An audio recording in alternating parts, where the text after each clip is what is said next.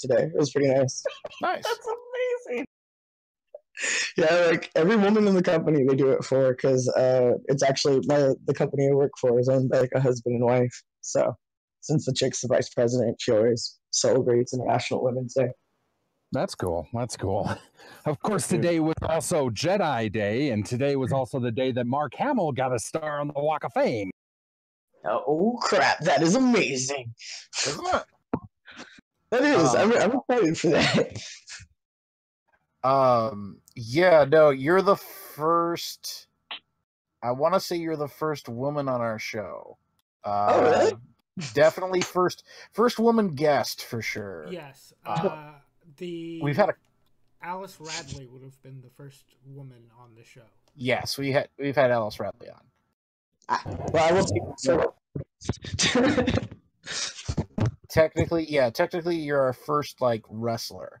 She was like a podcaster and was like involved with MLW or something with Cornette, and then Cornette said some shitty shit, and she disappeared into the ether. For the void, just gone. Pretty much. Well, Cornette being Cornette, what do you expect? That's true. Cornette gets everything wrong. But other than that, I was going to say something. Damn, I forgot again. Pizza's right beside me. Speaking of Cornette, everything goes out the window. Did you guys see? Did you guys see the tweet that Chucky T sent to Cornette? Yes.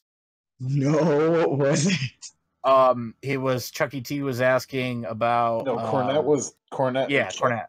Cornette was going like, Chucky T said something about Hillbilly Jim and how he's from Kentucky, and then Cornette made some crack about, unlike these pretend wrestlers from Kentucky that are around now, and then Chucky T responded, "Is it Ricochet?"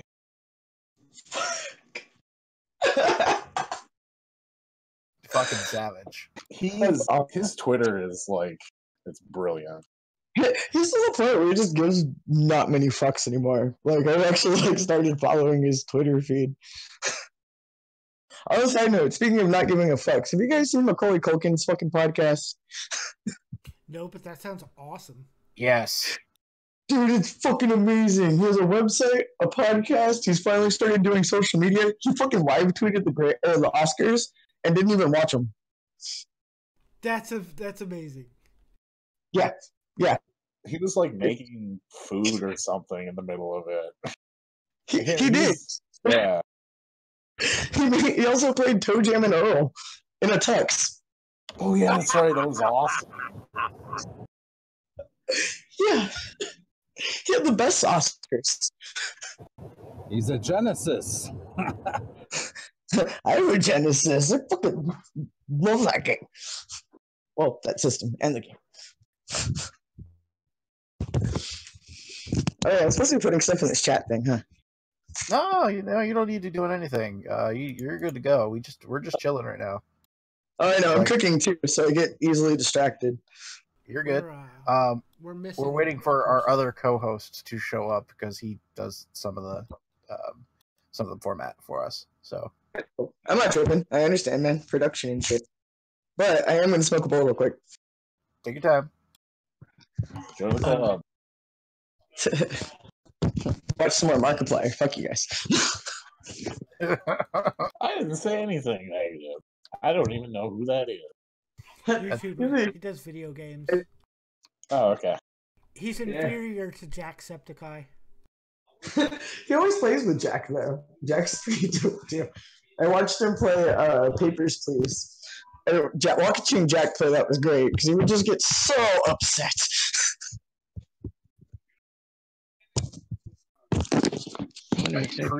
Are you pre-showing yet, Yankum? Oh, yeah, we're live on the air. I'm also taking that picture of Brittany that you posted and cutting it out of the background so we have a transparent PNG. Ooh. Yeah, PNGs. Moving on up. Okay. There you go. It's not going to be perfect, but it'll be clean enough for putting up. I'm posting this on the Facebook. Should have already been. I put it on Twitter. Hello, boys and girls. Copyright! Copyright! I know. I was just testing something out. Jesus Christ, man. Yeah.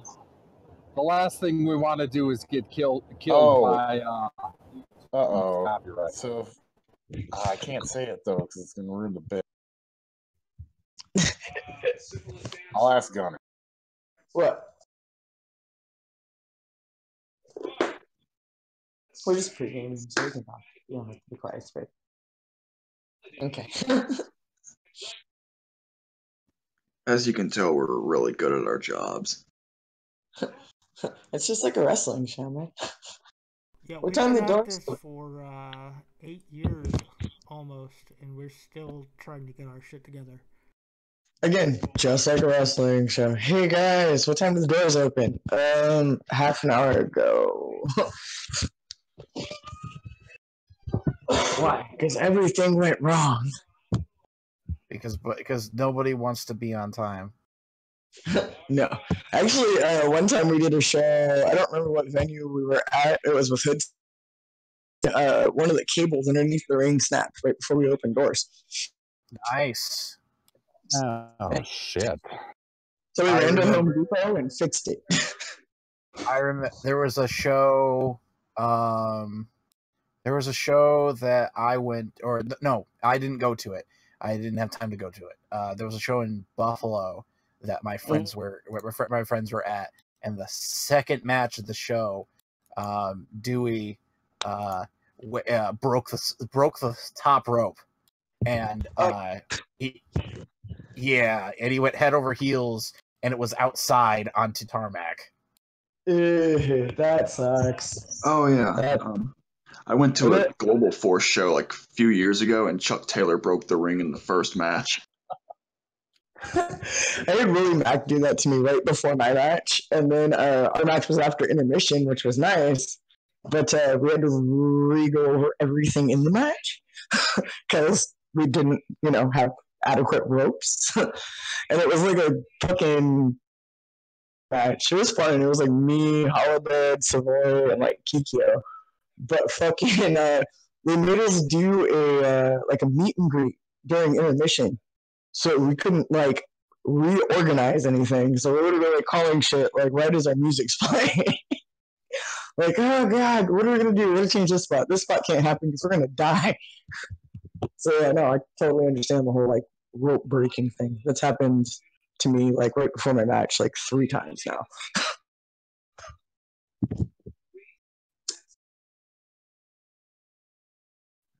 Well, if this is a wrestling show, then I get to be the promoter who books himself as world champion. Oh god, Oh. does that make me Kevin Dunn? Yes. Fuck. I'm always fired from those companies.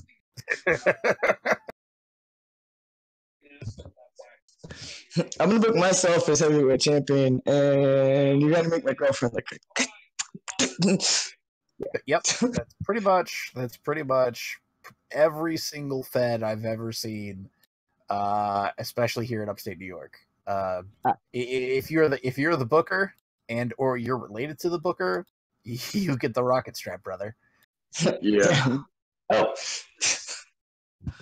I don't care if you only draw 5 people.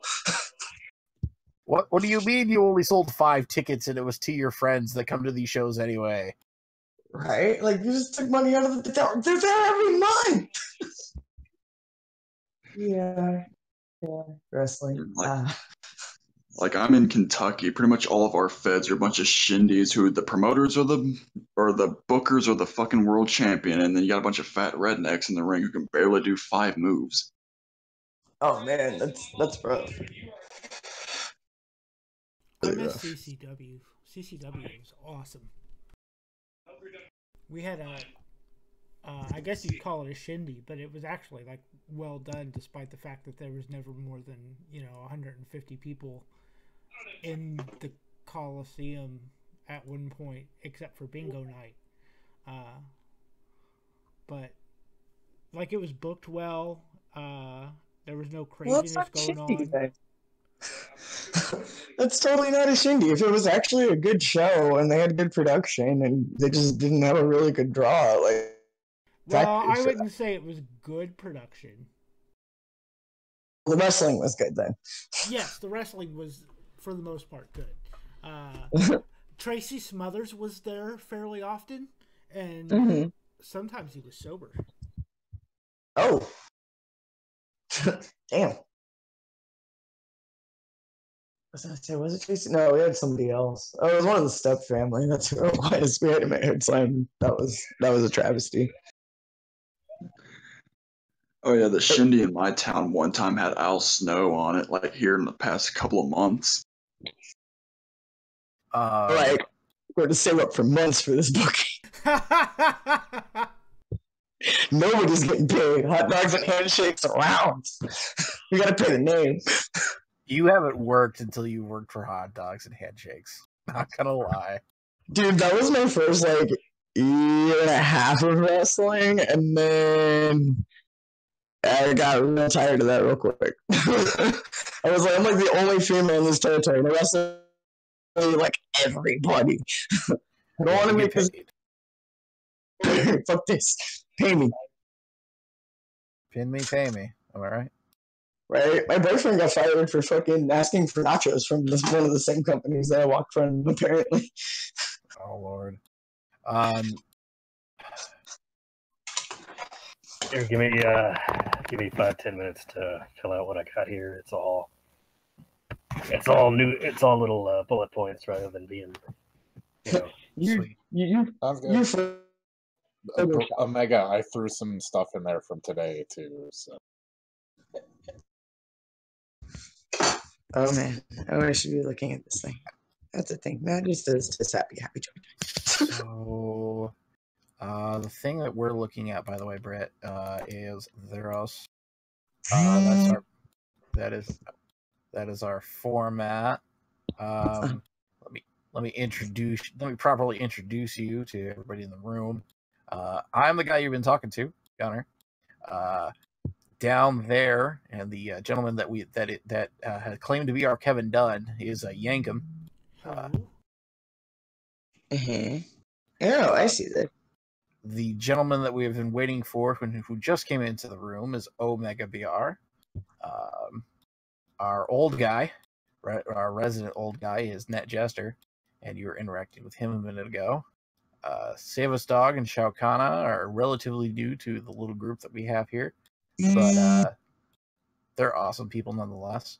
Shao Kana is our resident Joshi expert, and Savus Dog just kind of sits there, and I look at him, and Net Jester says something stupid, and I say Savus Dog. That's pretty much the entire gimmick. That totally works. I'm looking at the little scripty thingy right now. On a side note, my birthday is in like 10 days. I saw it happen. Yeah, my birthday is March 18th. Mine's the 30th. Oh shit! Well, happy early birthday. March children. We're terrible. Difficult March children. Yeah. Is it a Pisces? Is it an Aries? Is it an Aquarius? I don't know.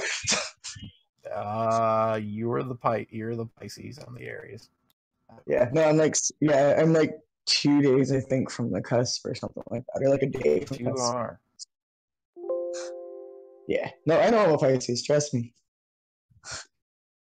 I'm very much so. I flow like water. I destroy like water.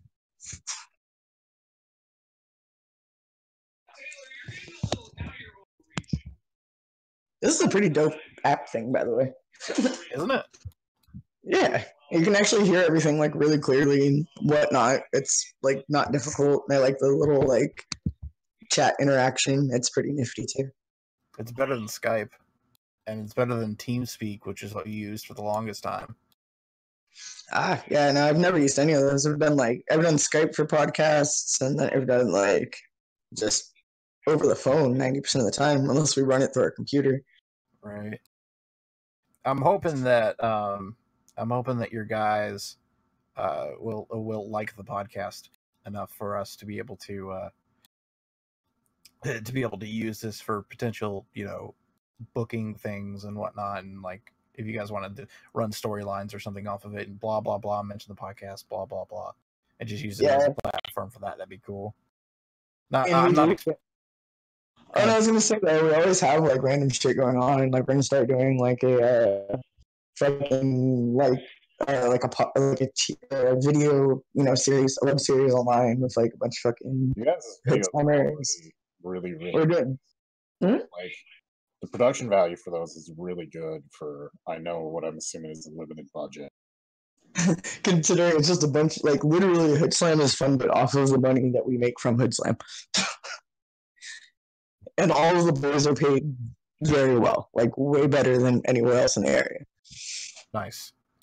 Yeah. I mean, what, you guys draw like three? You guys draw like 300 to 500?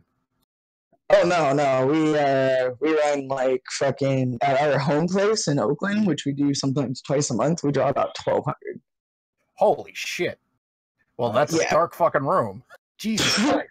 Yeah, we've been selling out for like the past 4 years now.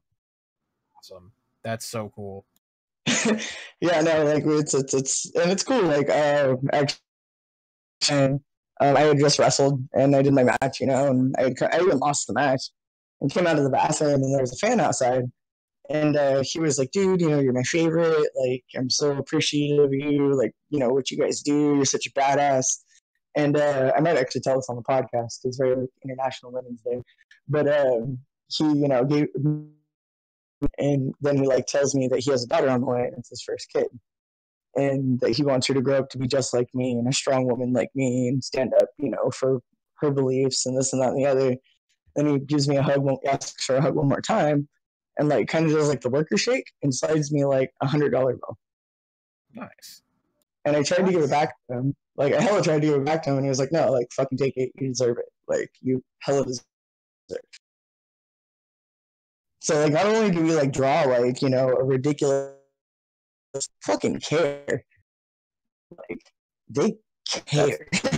That's the super hard thing to do, especially up here. I've come to find that people are pretty stingy with their money.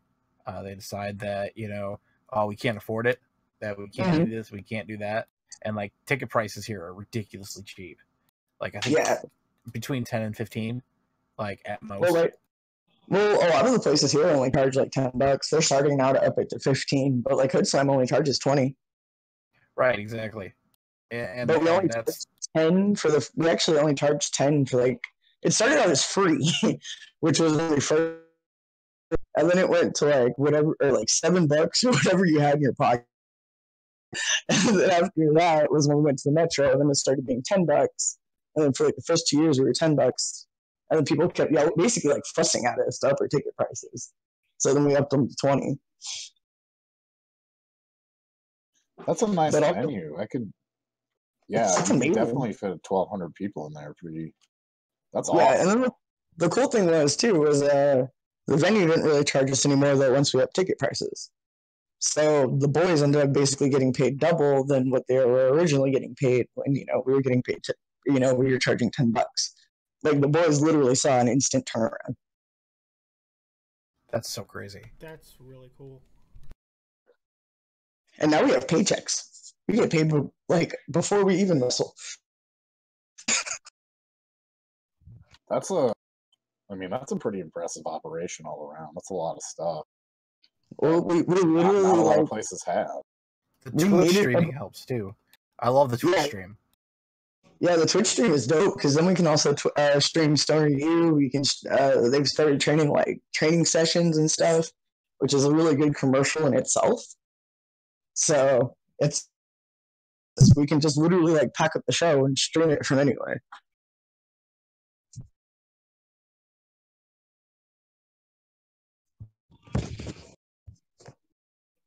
All right. Are we ready? Yeah, I think I'm ready. Give me 1 second. I'll fill out the news, and that'll be enough to go from there, and then the interview. All right, cool beans. Be enough time to let my chicken finish boiling. There you go. I'm making barbecue chicken sandwiches, not just boiled chicken. That's boring. What did you knock down? What the fuck did you knock down? I have 2 cats, and one of them did something. I can hear one of them. Oh, yeah. Very vocal. She's loud. She's half Siamese, so she's like, hey, love me now.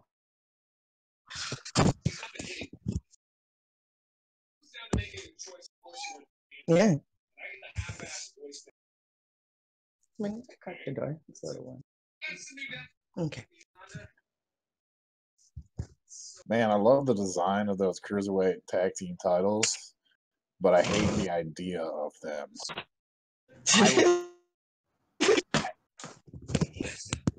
They would be awesome as like NXT tag team championships. No one is watching at the moment. If they were, they would see that I have fixed the pre-show to now be a random slideshow of things from the Woo folder I found on my external hard drive. Oh Lord! Currently, there's not appropriate things in there. You know that. No, I made sure to pick the things that weren't going to get us demonetized. Not that we're monetized anyway. Did you just like make it a bunch of like really close zoom-ins of like people's faces so you can't really tell? I probably could. Just as long as it's not the thing you normally post. Oh no CD.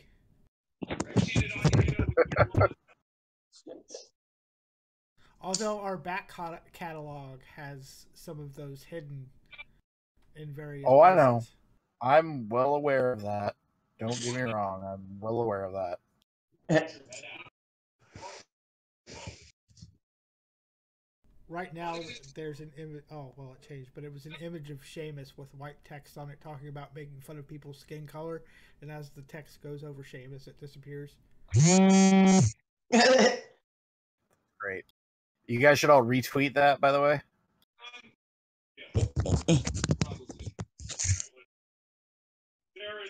Yeah, Twitter things. Twitter things. Oh, nope, wrong thing. That was the YouTube link. I pushed the wrong link. That thing. Yeah, found it. Boop. Boop. I did it. Woo. Twitter thing and stuff. Oh god, there's another pay-per-view? Yes, there's another pay-per-view. Why? Because of things. That's our Facebook, by the way, and I have us posted on the Facebook as well. I don't It's all secured link. I liked it. Yay. I see that. Yay. 19 likes. I'm gonna share it. Yay. Hopefully those more than 19 likes. What up, everyone? Hello? Yes, it's Return of the Weir. Hello, champ. So I just made it out on time. You did make it on time this time. This is Brittany Wonder. We're interviewing her later on tonight. Cool. Hello. Hello. How was your evening? Just great. Just got out of work, got some Taco Bell, and now I'm home. I feel like got off work, bought booze, cooking dinner currently as we do this podcast. Testing. 1, 2, 3. Testing. Yes, you have testes. We understand. Oh, damn it, Cutter. I was going to tell Finally, I've been screwing around with this damn rig for about 10 freaking minutes. Been driving me nuts. I was going to tell him he was lighting Yeah, up. again, testes. Okay. Are we ready?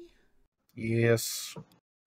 Here. We also now have a fade transition from the pre-show slideshow pictures into like the proper show card. Ooh. Let's do that. Well, first, let's theme song. Theme song.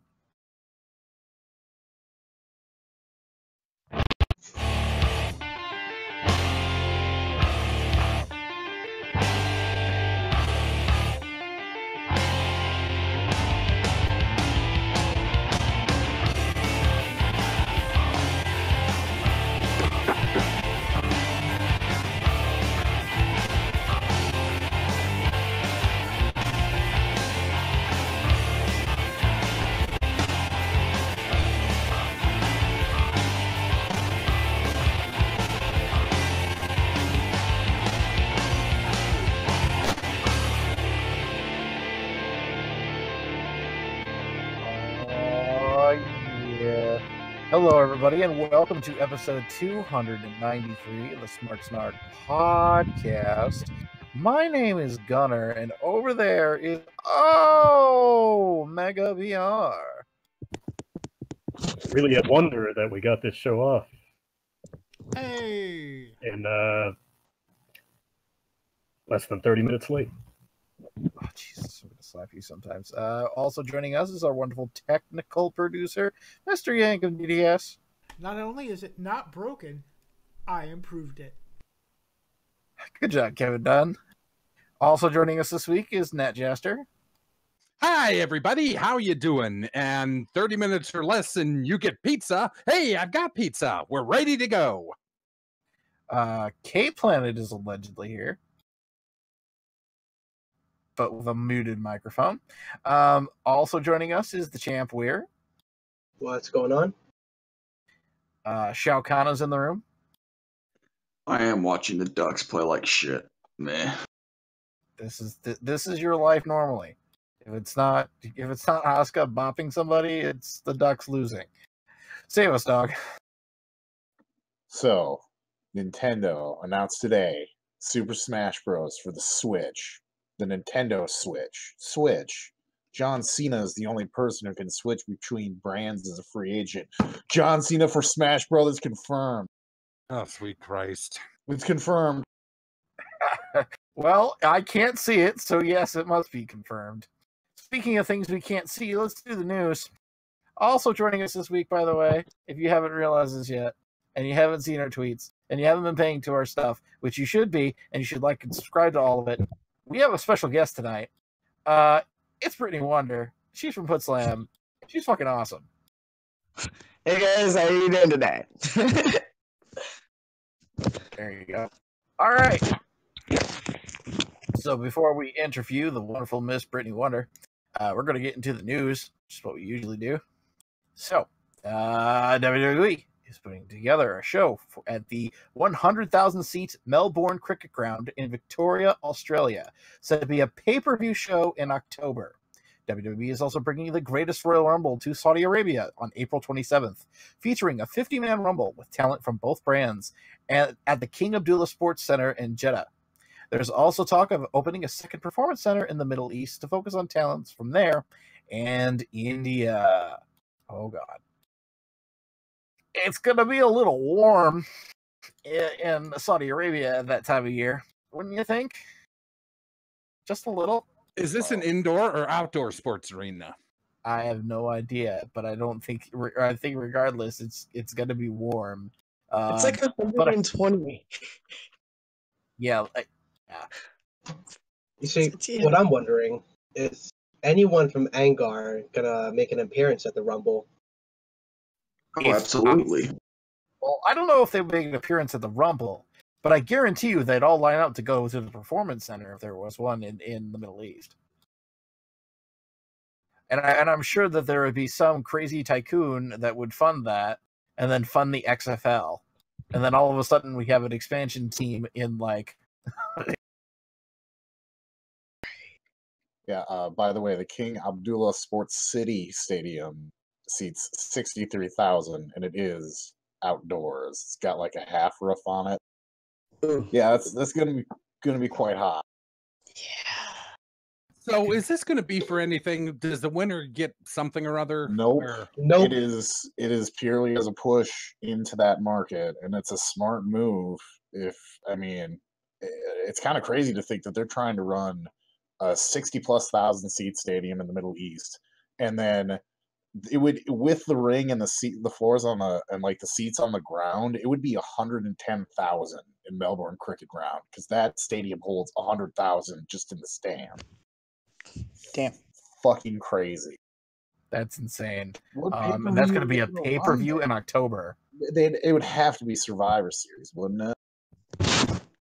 No, that's November. I think they'll just make up a new one, won't they? Kind of like how they made up Great Balls of Fire. It'll be a Rumble. Jesus, I had finally blacked that out of my brain, Omega. Thank you. It'll never go away. Goodness gracious.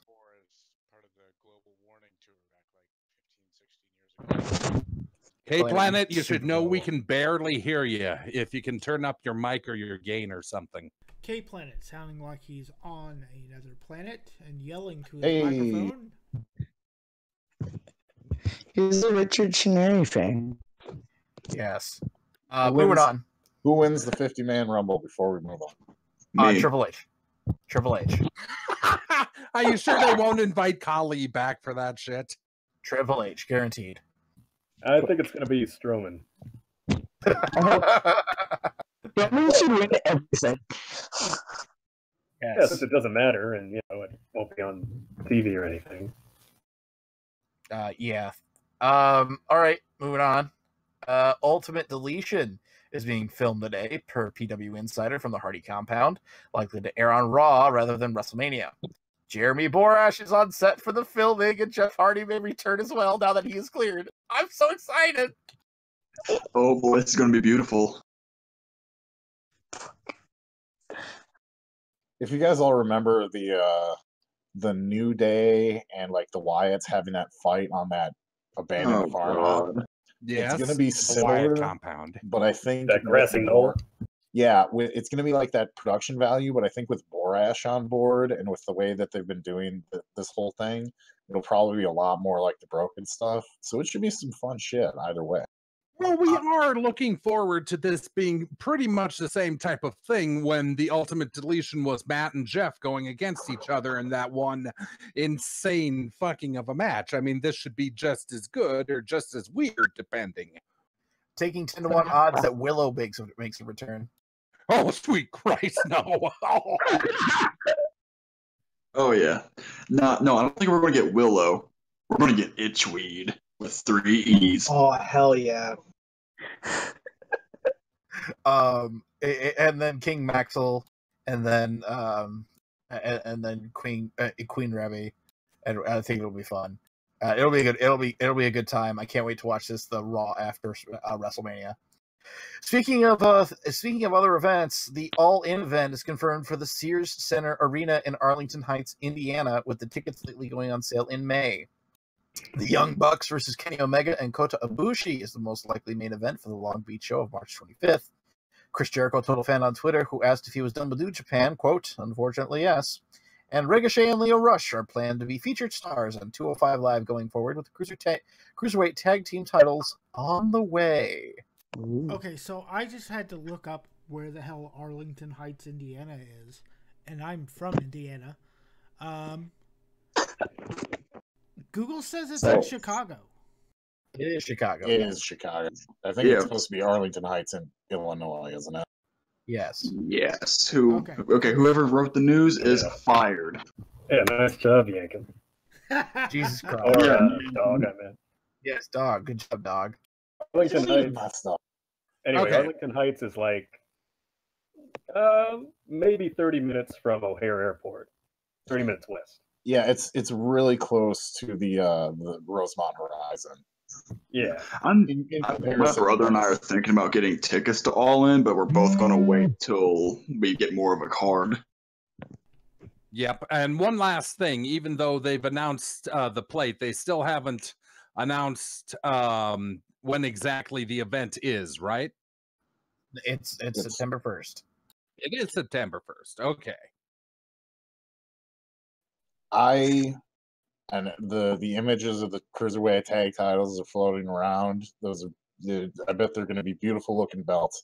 I don't want anything to fucking do with cruiserweight tag team titles. I don't know if this spoilers. Close your ears for 5 seconds. You don't want to hear this. NXT is adding another championship. That is 15 active championships in the WWE. That's fucking preposterous. It's just it's overkill. Look at how many wrestlers they have. You know what's missing though? Still, the European Championship. Oh, that's the UK title. Please. That's the UK title now. Since I've already spoiled it, title. It's going to be the NXT North American Championship. Yes, this is what NXT needs is a mid-card title. I don't know. It about does. That. I mean, they could have used the UK title as the mid-card title, but they never do anything with that title. The UK title is already the NXT mid-card title. It's usually the opening match on the pay-per-view is their like third or... But the UK title is meant for something else, in my opinion. I mean, they're obviously pitching it towards another audience, and they're not trying to pigeonhole it into, oh, okay, so this is our secondary belt. No, it doesn't need to be their secondary belt. It needs to be its own belt with its own program, doing its own thing, but that got too expensive for their profit margins. Yeah.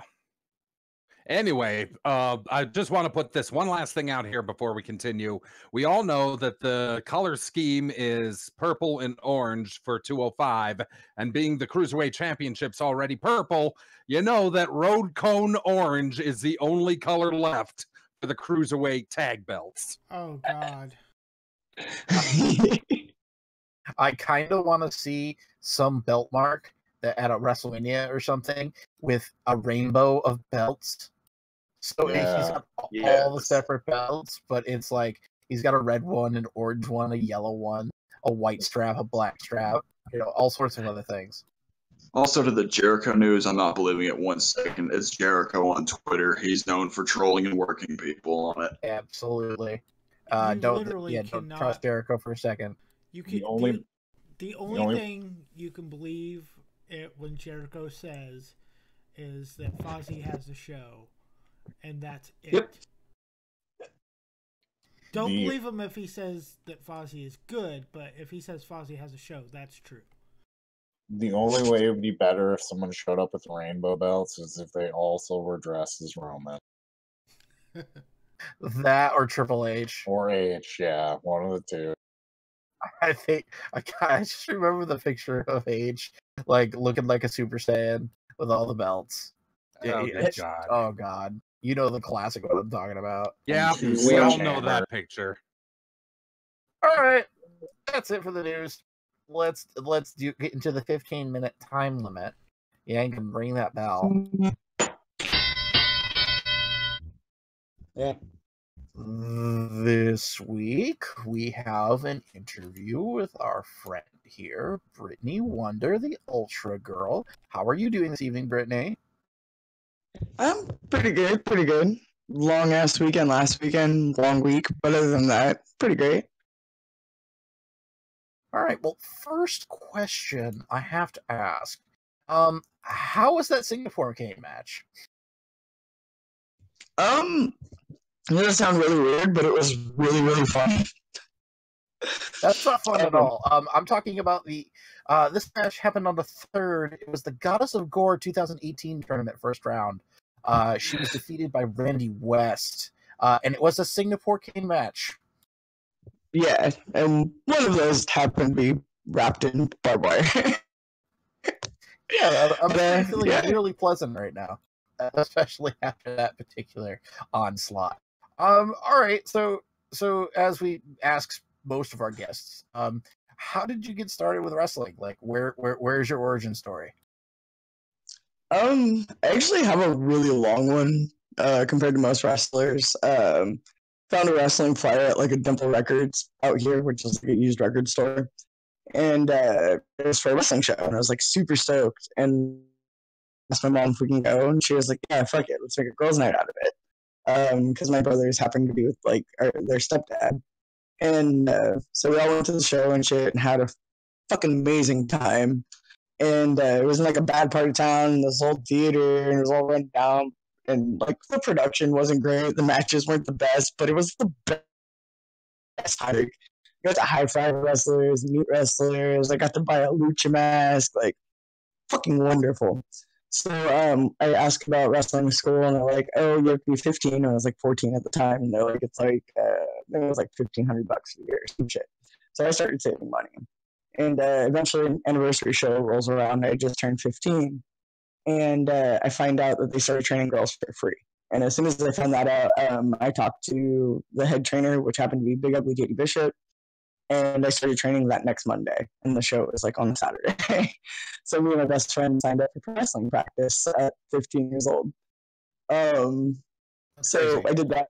It was fucking worth it. It was the best experience ever. We were both like super down with it, but she kept getting grounded all the time, and her parents would ground her for the smallest things, and it wasn't like you're grounded for a couple of days. It was like you're grounded for forever. And our trainer wanted us to debut together so we could finally have a set of women because it hadn't happened at the same match, which business-wise totally makes sense. So eventually we moves out to fucking Fairfield, which is like 50 minutes away, with the promise of my mom would take me to training, and shit happened, so she wasn't able to. So I basically had to stop training because I couldn't drive at the time. I wasn't old enough.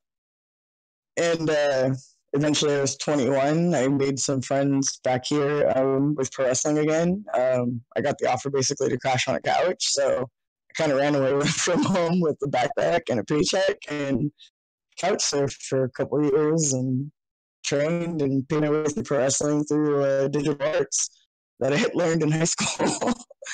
And then, yeah, I graduated pro wrestling school, and here I am today. That's fucking awesome. Do you find it easier or harder to work with men? In your experience, I've heard things previously where it's the same and it doesn't matter and everybody's been treated the same, that sort of thing. But I'm just curious about your experience because obviously I'm from the East Coast and I'm just wondering if there's something different. It's all definitely very like equality. Like, there's never anybody that's like, "Oh, I'm not gonna wrestle her because she's a chick." Like, there's like one or two people, but like with the general populace is like, "I'm gonna fucking wrestle anybody who's gonna have a good fucking match," you know. And I grew up wrestling a lot of the guys. Like, I started out like carrying chicks like, when I just first fucking started. So I got used to like calling everything and like making sure they're in the right spots and making sure they sell certain ways or sell certain things for a certain time, or get the crowd to pop. There's so many little things I have to deal with when and it's with almost anybody that's inexperienced. I have ran across it with a lot of chicks, but with a lot of my guys, because I can say my guys around here that work for the most part. We get in the ring and it's just like easy day. Right? We got this. All I have to do is remember the shit that we called or what we did, and everything else is butter. But it happens with both genders. It's always nice to have somebody where you don't have to worry about every single thing they do, every single aspect. So I do really feel like it's just equality across the board. But I do enjoy occasionally the rub media gives to the taboo-ness of intergender wrestling because, oh god, you do the same. It's absolutely amazing. It's kind of flabbergasting, just like it's 2018 and that's the ideals people still have. You know what I mean? Like, it's like, oh, I powerbombed this chick and I powerbombed a guy of the same weight, but apparently this is way more fucking amazing than that. Right, exactly. I think the hilarious thing that Ellsworth is doing right now with his intergender title it just makes me pop because it's like, yeah, he should be doing something like that. That's exactly what he should be doing. That's what he made his gimmick on, and now he's going to go make his money on the indies with that. Fuck yeah, dude, go for it. And exactly. I think and the stigma between wrestling guys and wrestling girls, in the mainstream really needs to be put to rest because obviously there's differences between guys and girls, but it's not that big of a difference. To be perfectly honest, if they're in the same flash. Yeah, you both train the same. You train the same fucking people. You go through the same goddamn bumps. You get punched the same. You kick the same. You get suplexed on your head the goddamn same. Like, why, when you actually start getting paid for it, or this delicate flower that can't be touched, you got your ass beat like for over a year when you know what the fuck you were doing. Huh? Right, exactly. How'd you get into Hood Slam? I actually was super fucking lucky. I got in at Hood Slam at the super duper ground floor. I debuted at Hood Slam number 3, and we're well over 100 now. Jesus Cruz actually politics, like, was like, this is my friend, I know her, like we trained together back in the day. It was before I'd finished like pro wrestling training, like through and through, like this last time around.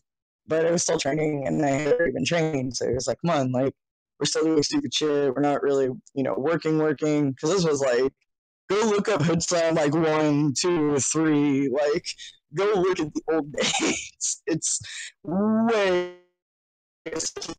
It was literally like, we don't give a fuck. I think somebody like Cheek attacked a woman while she was singing the national anthem at the first show. Like, no fucks, forgive me. So, but I got in on that ground floor, and I did a program with this guy named Dennis DeMarco. He's been wrestling up here for a long time, and he did basically like a no man gimmick. It was like a super misogynistic gimmick. So I came in, I was like the female Wonder, but I wasn't Brittany Wonder at that point. And so yeah, we did like a whole program and shit like that, and it got like so much heat from the crowd and shit. Like I remember at one point he beat me and like feeling something hit the mat, and I looked down and it's an empty beer cup. They were throwing like beer cups at this dude. Yeah, I remember we were almost exciting, or that a riot was almost excited at one show too. Not really a riot, but a fan ran in the ring and he got his ass beat by like 10 people. Oh, ouch. Yeah. Those are always fun stories. All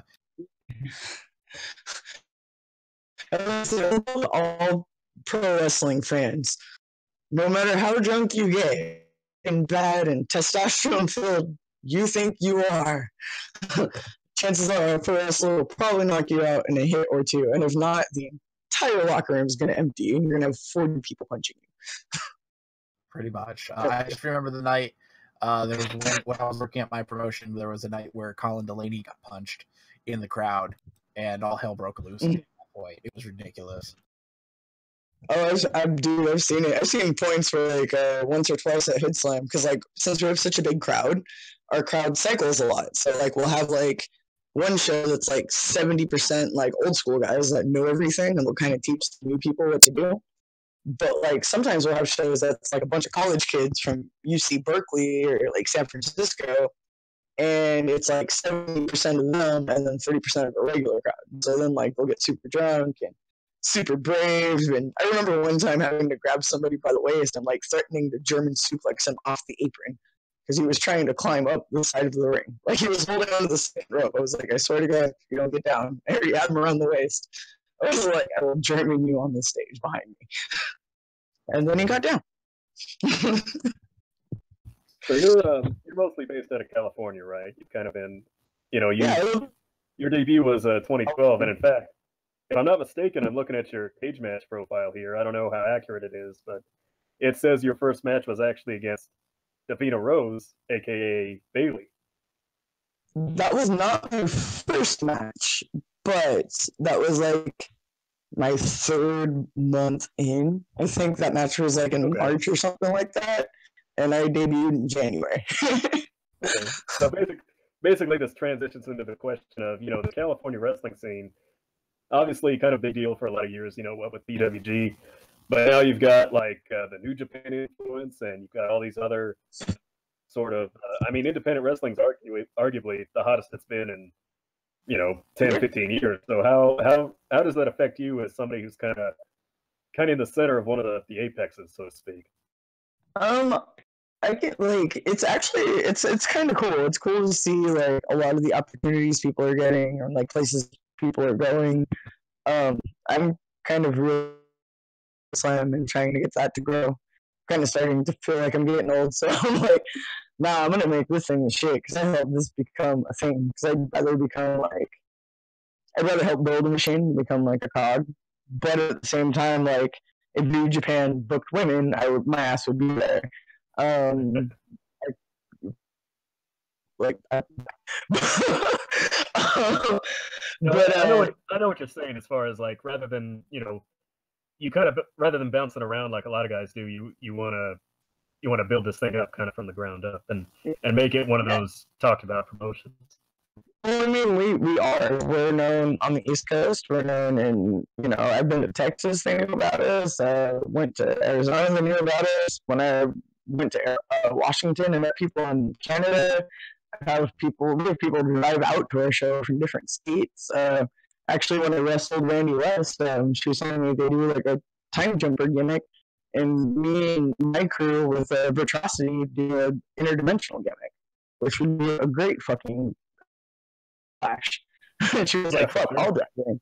Like, pay for my travel and shit, like, make sure and stay, give us enough money to fucking eat, and we'll drive in. Like, I don't know, it's even if it's not like the hugest thing on the market, because we don't book all the giant names all the time, because we sell out and plane tickets are expensive, which comes out of our local boys' pockets.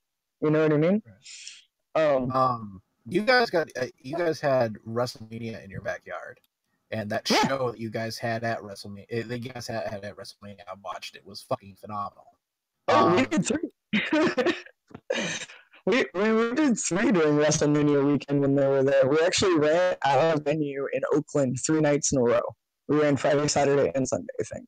That's fucking nuts.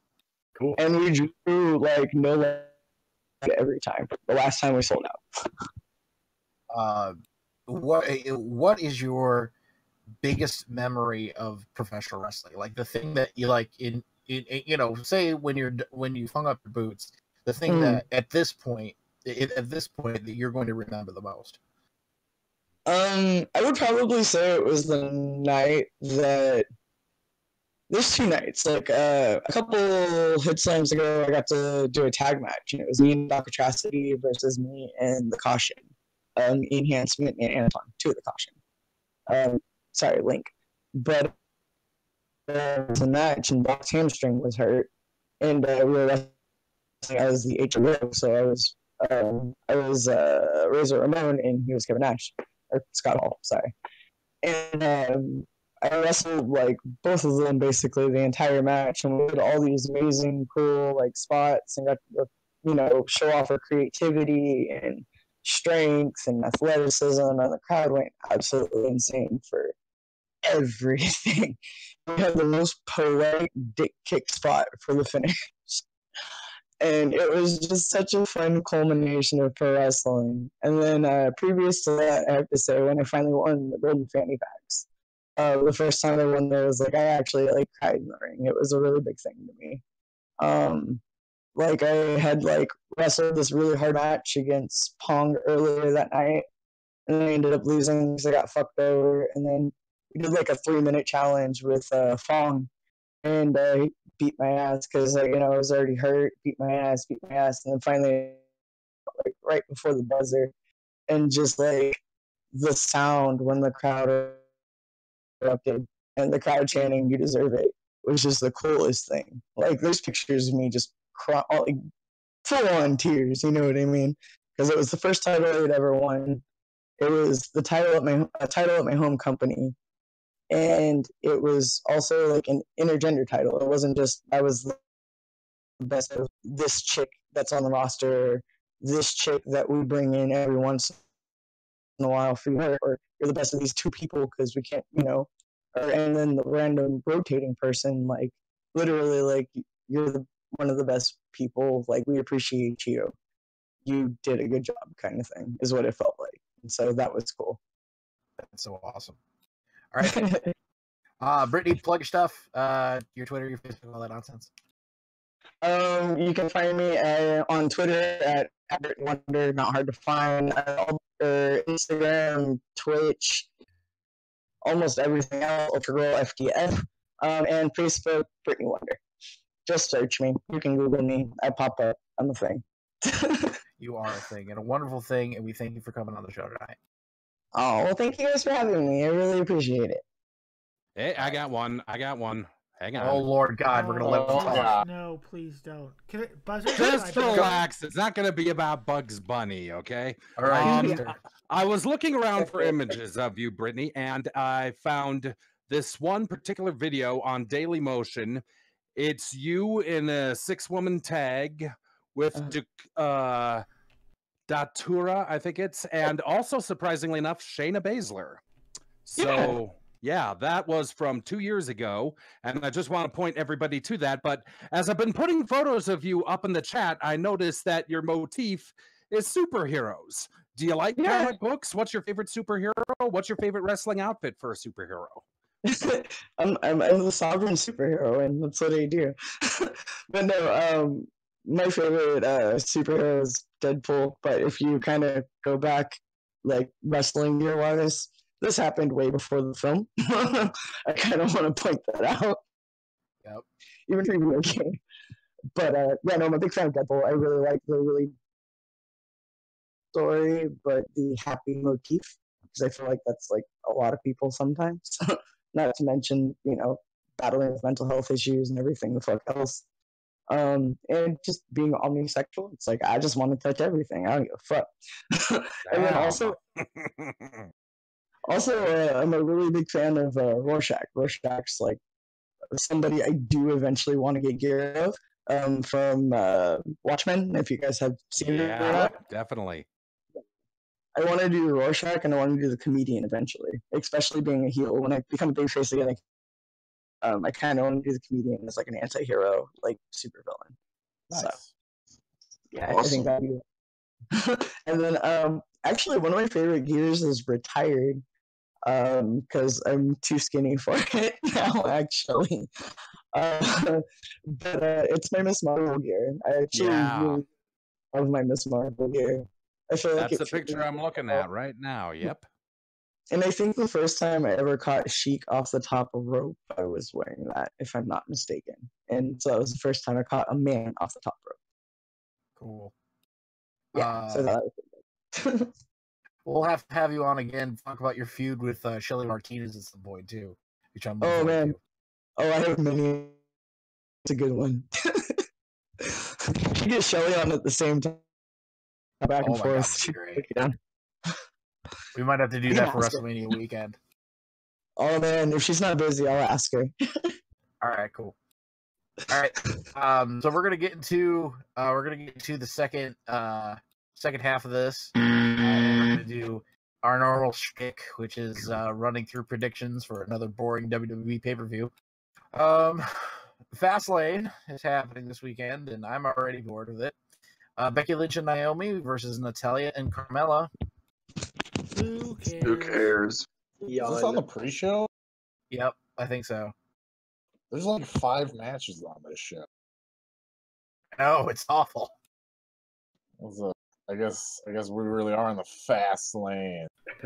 I can only assume the main event's gonna go like 50 odd minutes. Sweet Christ, I hope not. Yeah, we're on the fast lane, and I am sleeping behind the wheel this pay-per-view. Oh God, who isn't? I find it quite strange that they have a fast lane pay-per-view, but it's like this is what they came up with. By the way, this is the final SmackDown branded pay-per-view for a long time, and it is gonna suck. It's classic SmackDown brand pay-per-view where they just got nothing. They just have nothing to do. Shinsuke versus Rusev. This is the 2 most popular people on the roster. This match could be great. I hope they give them legitimate time and make Rusev not a geek. I just don't have faith. This is going to be match of the night. Hope so. I mean, these two could put on a fucking excellent match if they're given a chance. So this is like the only little ray of sunshine I have in this pay-per-view. And I just want to hear Rusev chant Rusev Day for the longest time. And have. Well, you're not going to hear it from Aiden English in kayfabe, that's for certain. So then we've got. So who's gonna win? That's a better question. Shinsuke? I hope Shinsuke, but it might be Rusev. It's definitely going to be Shinsuke. This is just to give him a win before Mania. Yes, I agree. All right, so Charlotte Flair versus Ruby Riott for the SmackDown Women's title. Oh boy, This is going to be a good match, but Charlotte's winning. It's See, obvious. This is the thing that pisses me off most. Like they're like, "Oh look, we're gonna revolutionize the women's division," and I'm like, we'll see." And then things start to get really good, and then it just like tapers off into the most boring shit. Blame Rodell. Like the match just was like- fine, but It's a massive waste of Ruby Riott, to be honest, because she should be Yeah. getting a shot after Mania and make it somewhat more important. I love me some Ruby Riott, but this is not going to be a very good match, Yeah. I don't think. It's just like in NXT, like Ruby Riott was the perfect like alternative baby face. So let's go turn her into a leader of a heel stable that loses all the time on the main roster. Like what the fuck? A leader of a heel stable with like a redneck and then a bleach blonde. Which is just completely I have no idea. Fuck. It makes no sense. I Well, will they say draw- though, her promos on the main roster as a heel are excellent. they are. It's just she's the booking blows nuts. I believe they draw 0 dimes is what you're looking for there. That's the answer to the question.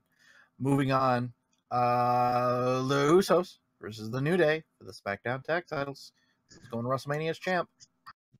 Okay, I take back my previous statement. This might actually be match of the night, but as it is match of the night, I just don't care about this match. We've already seen it 500,000 times.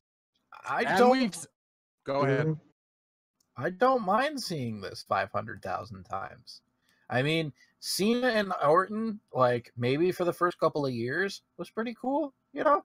And I feel like that the Usos and the New Day are really at that same point where it's like, hey, this is still cool, you know.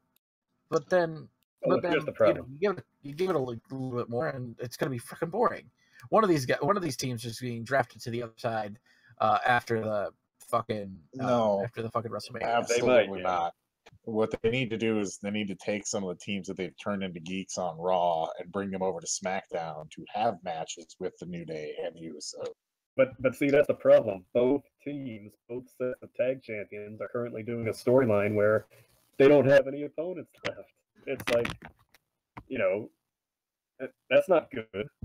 And even on the women's side, I mean, who's gonna challenge Charlotte really once she destroys Ruby? And Asuka's kind of the dominator on Raw. When she wins the belt, it's gonna be the same thing all over again. So you think we need more NXT call-ups then?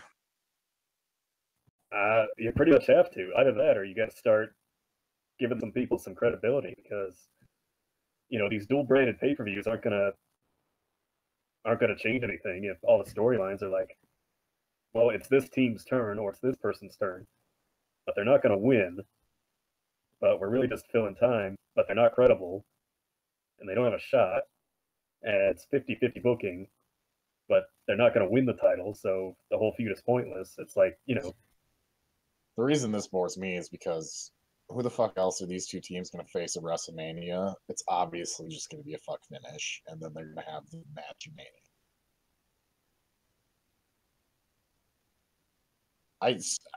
And it's annoying because the Usos are on the best run that they've ever been on and are like unquestionably the best team in the WWE, and all they can give them is like, here, face the New Day for the 20th time.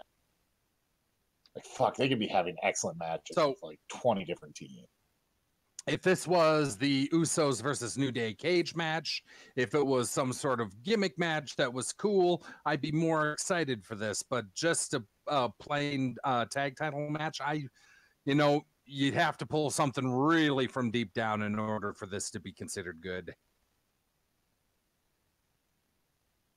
I am just terribly excited to have the Usos do something else other than this. Here's to hoping that some new tag teams comes out of nowhere. Bobby Roode versus Randy Orton for the U.S. title. Okay. I bet you fell asleep just saying that sentence. Yep, I'm gonna fall asleep during this match. I want to see the two work together. I do too. I think. Well, that's right. We never have seen these two in a match, have we? Oh, we have not. Not only that, but I feel that Bobby's style matches really well with Orton's. I feel that if Orton doesn't rely on his tropes, that he'll get over and it'll be awesome. And I feel that this could be a really good match. Well, you're sadly mistaken. I feel like it's going to be Orton phoning it in like crazy, and it's just going to be 15 minutes of pure boredom.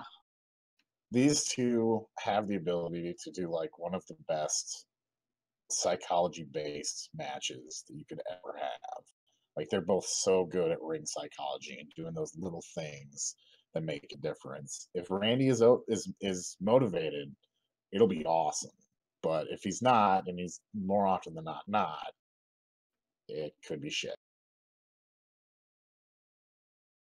I think it'll be good. I'm just excited to see this match because these are two of the smoothest motherfuckers in the ring that like you're ever gonna see, and it's gonna be. Hopefully, it's not like a they're too similar and they just clash. Like that would be awful.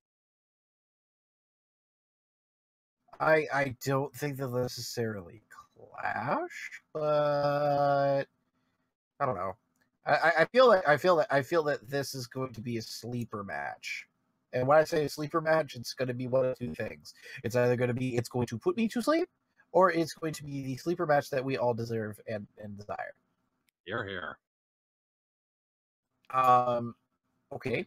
And I guess the last match here is AJ Styles versus John Cena versus Kevin Owens versus Sami Zayn versus Baron Corbin versus Dolph Ziggler for the WWE World Heavyweight Championship in a 6-pack challenge, which means that just about all these guys are going to be WWE champion by the end of the night. Sweet Christ. No, that's the championship scramble. That's a championship scramble. And I'd rather them have a championship scramble, quite frankly, than have this overbooked clusterfuck of a match. If they were going to do this, they should have just put it in the chamber. Just straight up. What's the fucking point of having 6 people in a match and not having it? I know they did the gimmick last month, but who fucking cares? Or you know what? People rag on the scramble match, and they haven't done one since. But for the storyline where the only way you're getting the Mania is if you're the champion, or particularly with Cena, the scramble actually kind of would work for this match, I think. But here's the sad state of SmackDown, where you have Baron Corbin and Dolph Ziggler in your world title feud, and Rusev is barely on the card. Yep. By the way, like, was Ziggler was not ranked in that top 10. I don't remember Baron being ranked in the top 10. Neither were Owens or Sami. So what the fuck does that fucking top 10 have to do with anything? I've never hated a gimmick so fucking much in my life. It's so TNA. Exactly. It's so fucking TNA. If they would have done it and done it right, it would have been cool, but they've already fucked it up. It's time to go. Oh, yeah. Why isn't Booker T running it? That's my question. Oh my god. Fave 5 for each division would be perfect. But instead they got this shit. So I just want to bring up something real quick. I got this sinking feeling like one of the best matches, what we would think would be one of the best matches on the WrestleMania card. You remember when Vince McMahon brought in the NWO and he said, I'm going to inject poison to kill this thing that I created? I feel like the injection of John Cena, if they dare go that way, would probably kill the AJ Styles versus Shinsuke Nakamura match. Well, glad to see that your feelings are just in need of Dramamine, my friend, because that's not going to happen. I hope to God it doesn't, but I don't trust WWE booking as far as I can throw them, so I'm a little bit upset. You're a large gentleman, you can throw them pretty far. I'm not gonna lie here. Best case scenario, John Cena, just pulls out a Hulk Hogan like in WrestleMania 9 after Roman just couldn't beat Brock. Then just big match John.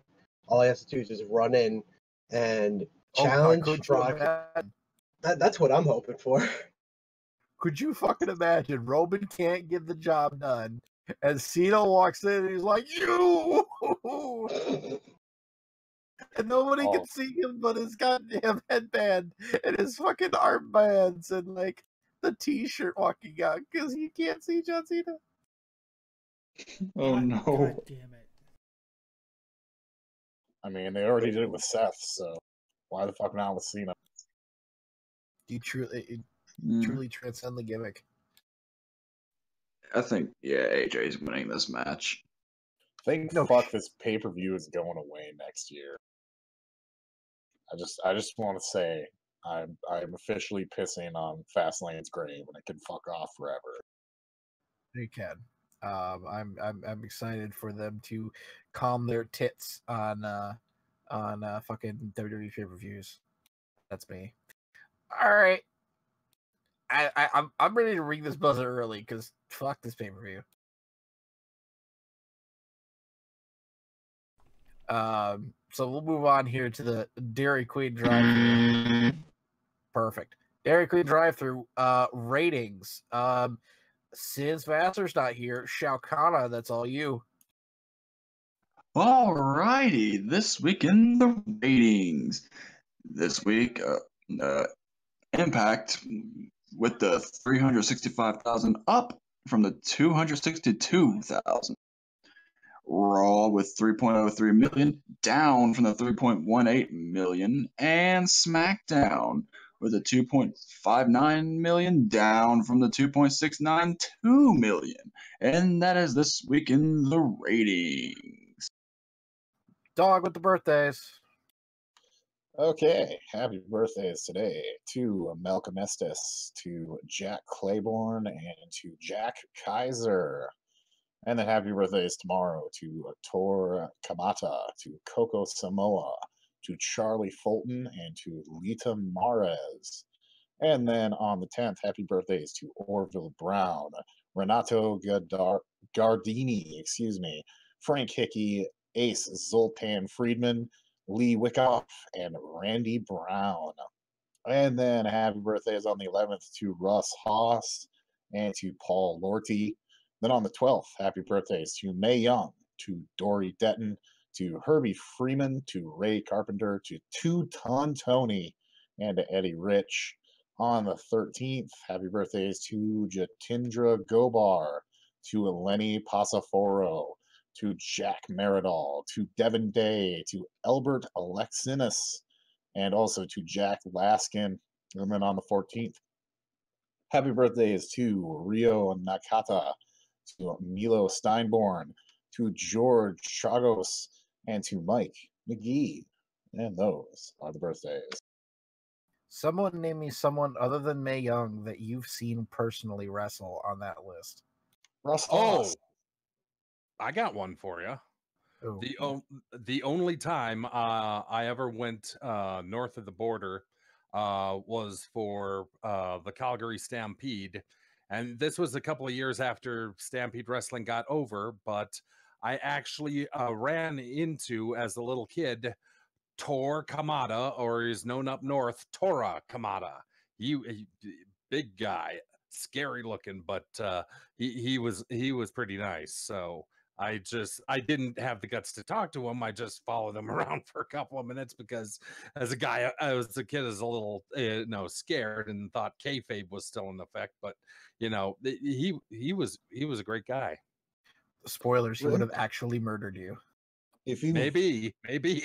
If you ever get a chance to go back and watch Russ and Charlie Haas, the Haas brothers, before unfortunately Russ ended up passing away, those guys were going to be like an all-time great tag team. Like it is a massive tragedy that he passed, and that's kind of how the World's Greatest Tag Team / Team Angle came to be. I think it was originally just going to be the Haas brothers that were going to be Team Angle or something like that.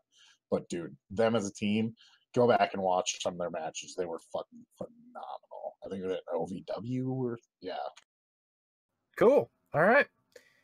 And now it is time for This Week in Wrestling with Omega BR. Wrestling history took a 1977 where John Anson and Ski High Morse defeat Don Leo Jonathan and Dutch Savage, NWA Canadian Tag Team title in Vancouver, British Columbia. Jump to 1981, where Medic 2 defeats Maravilla for the WWC Caribbean Heavyweight title in Bayamon, Puerto Rico. And in 1985, Gary Royal defeats Marty Jannetty to win the NWA Central States television title in Kansas City, Kansas. And that was this weekend wrestling history. Happy trails this week. Happy trails to Abby Lath, aka Kimber Lee, and Sage Beckett, aka Rosie Lottelove, who were released from NXT this week. Happy trails also to the friends and family of Mark Hitchcock, a graphic designer and editor for High Spots, who hit his head while hiking in Kenya in a pre-honeymoon, sadly passing away. Okay, so what should we watch this week in wrestling? And you know I'm going to call your name. You know it. It's already going to happen. Shoukata. Swerve. Yeah, I mean, I thought it was me. well, I got two. One, obviously, Asuka versus Nia Jax, with Asuka once again getting the win. And this one's non-wrestling related. I just watched on my TV. Ryan Johansson versus Ryan Kessler in a fight. Johansson trying to jump Kessler from the face-off. Kessler punched him in the face a few times, and Johansson just started turtling. What a pussy. Oof. Save us, dog. How about, oh man, how about the main event of the New Japan Pro Wrestling 46th anniversary show of fucking an instant classic of a match between Kazuchika Okada and the aerial assassin Will Ospreay, heavyweight versus junior heavyweight title. Okada likes being a junior heavyweight. I think if he kind of wishes at times that he could be a junior heavyweight. It was a fun match. Matt Jester, what should we watch this week in wrestling? Oh, I'm going to watch it as not something that's good, but really as a cautionary tale if I think what's to come. I mean, we had in essence, the main event from Fastlane on last Tuesday on SmackDown, only without John Cena. You saw how well that went. Expect more of the same come Fastlane. And again, not a good match, I think, but just a cautionary tale.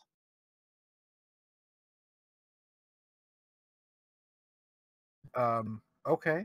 What should we watch this week in wrestling? I'm gonna have to recommend the Killian Dane versus Aleister Black match from NXT TV. Oh shit! That match was dope. Yankum, what should we watch this week in wrestling? Samoa Joe versus Sami Zayn at Fastlane 2017. Because if you're gonna watch a Fastlane match, might as well watch a decent one. Omega BR. Did someone say the mixed match challenge match yet? No, you motherfucker! But I was going to. God damn it! Well, too bad, because man, I can't wait for. It's not possible, is it, for Alexa and Braun to be in the final with Miz and Asuka? Is that possible? I think that's the final. I mean, it's got to be, right? I think that's the. They'll probably run into each other. But yeah, no, I'm very much looking forward to that. So this week, I'm gonna tell you to watch.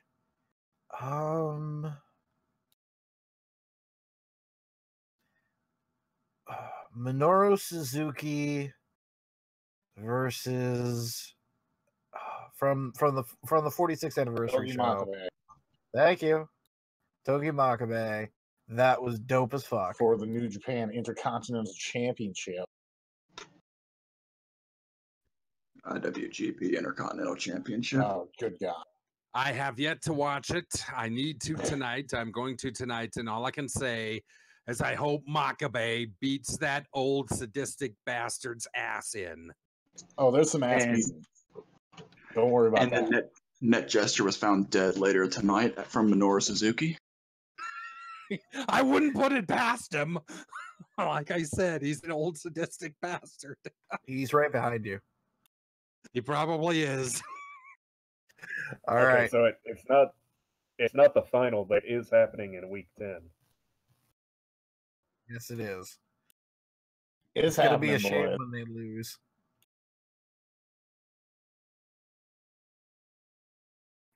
Who's gonna win the second chance vote? Do you think in the Mixed Match Challenge? Probably Rusev and Lana if they lose against Rude and Flair, which they probably will.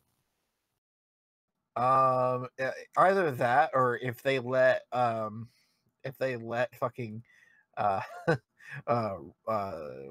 Strowman and Alexa in after week 10, I could see that happening too, where they would win. Oh yeah, maybe. And then they win week 11, and then that's the finals again. I could see that happening. All right, so that's it for this I would have week. said Elias and Bailey, but you know. No. Just no. Elias needs to walk alone inside of Hidden Danger. God, hey, remember we had?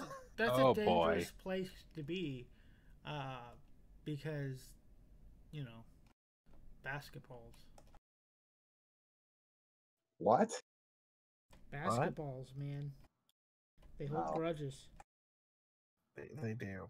They do. All right. Thank y'all for listening. We really appreciate it. This has been episode 293 of the Spark Snark podcast. Thank you, podcastings.com, for being here. Thank you, Brittany Wonder, for coming on the show. Thank you, Hoodslam, for hooking us up with these amazing talent. YouTube.com/Hoodslam. Yes. Also, their website, which is I can't remember now. Birdswillfall.com. There it is. Birdswillfall.com. YouTube.com/Hoodslam. Twitch.com. TV/Hoodslam. Go and check it out. It's awesome. Fucking sweet. First Friday of the month, they have a great show. It's on Twitch. You guys can watch it. Really highly recommend it. I really want to make it more of a thing for us. But we'll see how that goes. Twitter.com/SmarkSnark, Facebook.com/SmarkSnark. Go subscribe to us on YouTube. YouTube.com/SmarkSnark. That's how you're listening to us right now. So thank you very much for listening. We really appreciate it. We still don't have a close, but take it away. Chester, that was your cue. Thank you very much. Take it away. Take it away. Take it away. Take it away. Take it away now. Take it away. Take it away. Okay. You're done. You're up, Omega. Good night, Midlothian.